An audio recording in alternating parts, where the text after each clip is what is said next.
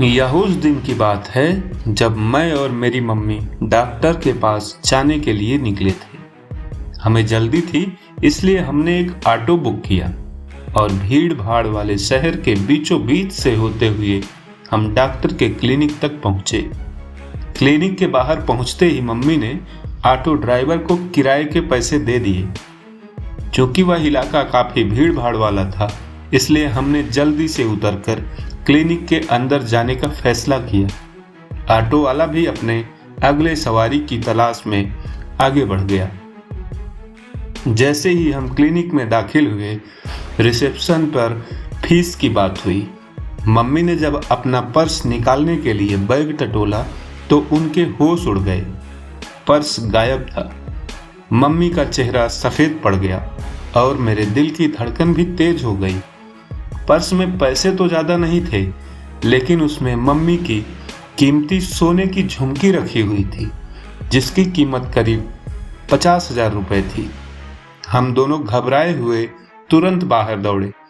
उम्मीद थी कि शायद ऑटो वाले भैया कहीं दिख जाएं, लेकिन हमें ऑटो का नंबर तक याद नहीं था और उस भीड़ भाड़ वाले इलाके में उसे ढूंढना नामुमकिन सा लग रहा था। हम इधर उधर भागने लगे, मन में एक ही ख्याल कि अगर पर्स नहीं मिलेगा तो क्या होगा। इसी उधेड़-बुन में हमारी नज़र अचानक एक ऑटो पर पड़ी। यह वही ऑटो था और हैरानी की बात यह थी कि ऑटो वाले भैया वापस लौट आए थे। उनके हाथ में वही पर्स था। उन्होंने बताया कि जब अगली सवारी ऑटो में बैठी तो उसने देखा कि सीट पर पर्स पड़ा हुआ है। सवारी ने जैसे ही उन्हें यह बताया, भैया को समझ आ गया कि यह पर्स हमारा ही होगा। वो बिना कोई समय गंवाए हमें पर्स लौटाने के लिए तुरंत वापस आ गए। उनकी ईमानदारी ने हमें अचंभित कर दिया।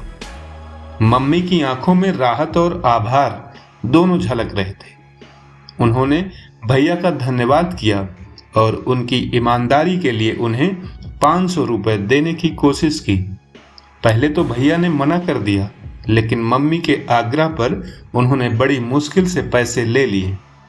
उस पल हमें एहसास हुआ कि आज के दौर में जब ईमानदारी और सच्चाई की कहानियां कम ही सुनने को मिलती हैं, फिर भी कुछ लोग ऐसे हैं जो इन गुणों को जीते हैं। भैया जैसे लोग हमें याद दिलाते हैं कि दुनिया में अभी भी इंसानियत और ईमानदारी बाकी है।